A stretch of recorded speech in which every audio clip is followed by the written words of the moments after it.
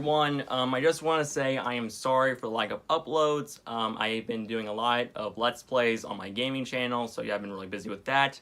And also, I do have a family vacation coming up very soon, so yeah, I'll be gone for a week. But for this week, I promise I will make 2 videos for this week to make up for the lack of content. 1 video today and 1 video over the weekend for all you guys to enjoy. So yeah, I hope you understand, and when I get back from my family vacation, I promise there will be more frequent uploads on this channel. So yeah, I hope you enjoy the video.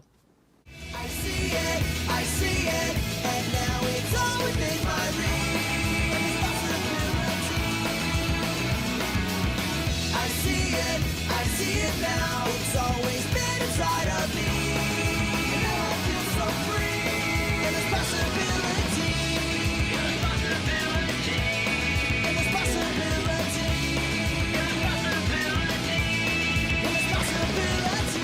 Hello everyone, and today I am taking a look at Wonder Woman 2017.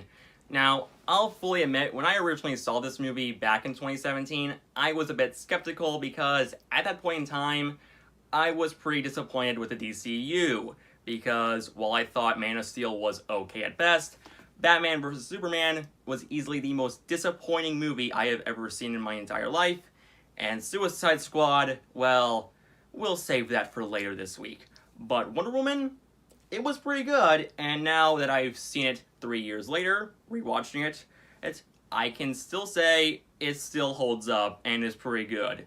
So, what's the plot of the movie? Well, the plot of the movie is that it's about Diana Prince, aka Wonder Woman, and the first 20 minutes is about how she grew up in Themyscira and wanted to become a warrior, and we see her training with other people of Themyscira until one day she sees a man named Steve Trevor crash land onto the shores of her island, and Steve tells her and her people about World War I and how it's causing all this death and destruction, and he found a way to stop it and end it all, and Diana decides to help him out because she thinks that Ares is the cause of all this, and thinks that if she kills Ares, then everyone can go back and pretend like all this never happened and everyone can smile and be happy.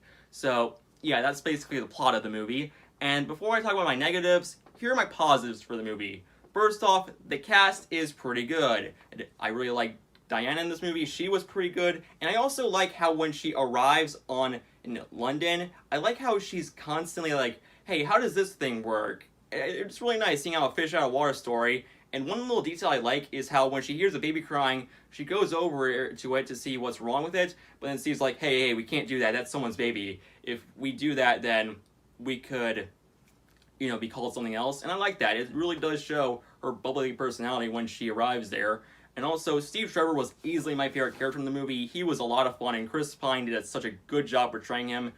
As soon as he's on screen, he is instantly likable, and you just really like the guy, and it makes his death, I'm putting that in quotations because of the sequel trailer saying that he's alive, but even so, if we forget about that trailer, his death is actually pretty emotional and easily the best part about the climax. As for some of the other characters, they were pretty fine. Now, when it came to the side characters that joined Diana and Steve Trevor when it came to fighting Germany, again, they were pretty okay, but one thing I do really like about them is that, for one, I like how they're just characters who are all like, hey, we know we're going to be in this one movie and this one movie only, so we're fine with it. Because my big issue with Batman vs. Superman was how it felt like almost every character in that movie was there to feel like, hey, we're just here to set up future movies, okay? That's the only reason why we exist. Seriously, that was my big issue with Batman vs. Superman. It just felt like a 2.5-hour long trailer for future movies. Well, these characters, no, they know they're only going to be here in this one film, so yeah. And also, one thing I do like is how there's this one part in the movie where one of them tells Diana, hey, I'm just an actor. I just wanted to be an actor and nothing else, but I was forced into this war. That is actually true, since in World War I, people in different careers were forced to join to give the military more men and support. So that does give this movie a bit of historical accuracy, even if this movie is about a woman fighting in a metal armor with a magical rope and sword and a shield. But still. And also, one other thing I do like about this movie is the look of it. I love the contrast between Themyscira and London, and how, with Themyscira, it looks like that type of island that you want to go for a family vacation, or just a vacation in general. It looks really nice and relaxing. Seriously, can I live there? But even so. And I also love how in London it looks so dark and gritty, and yeah, it's one of the only few times in the DCEU where I like its dark tone. And speaking of the look of the movie, I also love the action scenes. Well, except for one of them, but we'll get to that later. I really like the action, and also it kind of brought up a point I've always wondered ever since I was a kid. How is Wonder Woman able to use a lasso as a weapon? But here, she is like swinging people around like Spider-Man, and it's pretty fun to watch. And yeah, that fight on No Man's Land was also pretty cool. And yeah, all I can really say about the action for the most part is that it's cool and fun to watch. But I do have one issue. I'm not a big fan of the slow-mo parts because it just kind of takes me out a bit. Even if they last for like a few seconds, it still just takes me out of the experience a little bit. But yeah, that's what I can say for my positives. It's still a pretty good movie, and also I do like the chemistry between Diana and Steve Trevor. It is really well done. Now, in terms of my negatives of the movie, most of them have to do with the villains and the climax, because with the villains, I'll fully admit, not every superhero movie nowadays has great villains. Like, this is a problem Marvel had at the start of the MCU, because with the MCU, when it came to phase 1 and 2, they only had like a couple of good villains every now and then, like say Loki or Ultron, but it only took till phase 3 to get a consistent level of good villains in their roster, with some exceptions. But with this movie, yeah, 2 of them are pretty bland, and the other one feels forced into the film. With Ludendorff and Dr. Poison, at first they were fine. However, there is one scene around the middle half of the movie where they go to this meeting with these generals, and Ludendorff says, "Alright guys, who's ready to help us take down our enemies?" And they're like, "No, I don't think we want to be a part of this anymore." So what does he do? He throws a gas bomb into their room to kill them. Now, I'll fully admit, I was like, dang, this villain doesn't play around. But then it gets ruined when he and Dr. Poison laugh it off like Saturday morning cartoon villains. And it just takes me out of the mood. Because if it were a villain like, say, Joker, then I would understand that because, well, it's the Joker. He would laugh at people's pain and misery. But with these two, not so much. And there's even a part in the movie where Dr. Poison gives him this thing that gives him super strength, like drugs. What, did von Stroheim make those or something? You utter fool! German science is the finest in the world! And yeah, and then at the climax of the movie, Wonder Woman finds Ludendorff and kills him, and the people going on are still doing their job, and she's like, "Hey, how is this happening? I thought killing Ares would end the war." And this was an interesting idea because Steve said, "Hey, maybe there are bad people in this world. Who knows? I mean, don't get me wrong, I wish we could blame it on just one bad guy and thinking that we take him down and everything will go back to normal, but that's not how life works." And like, okay, this is actually a pretty interesting concept for a superhero movie, to not end with a CGI climax, instead having focus around these 2 people just taking out normal guys. I like that idea. However, it gets ruined when guess who is revealed as Ares. That's right, Professor Lupin from Harry Potter is Ares, the God of War. And when I saw that in theaters with my sister, we both laughed at it because we're like, really? This guy is the God of War. Really, even when he's in the suit, it looks ridiculous and I can't help but laugh at it.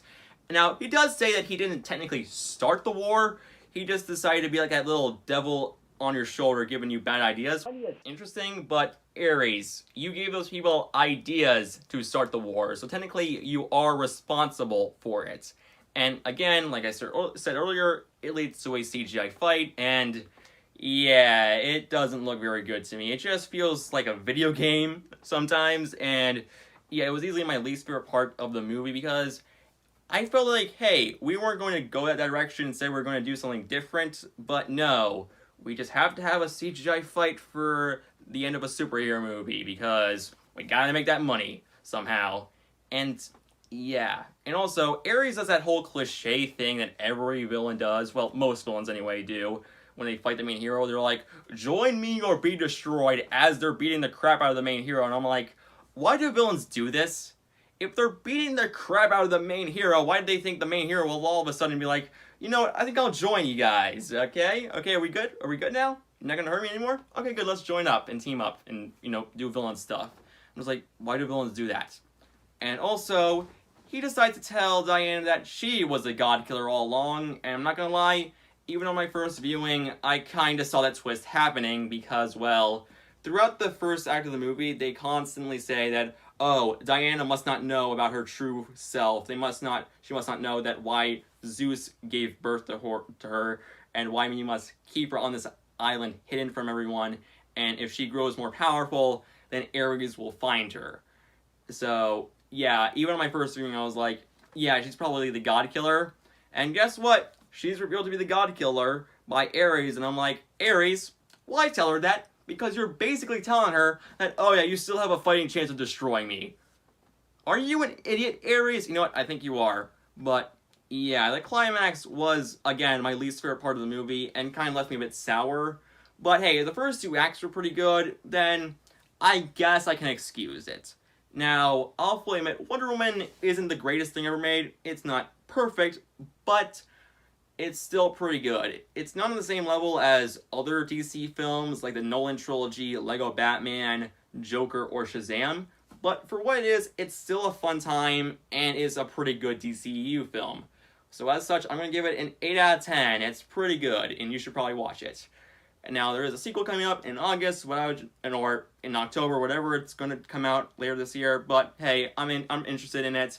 So yeah, let's see what happens with the sequel. So I hope you guys enjoyed the video, and see you all in the next time where we take a look at Suicide Squad.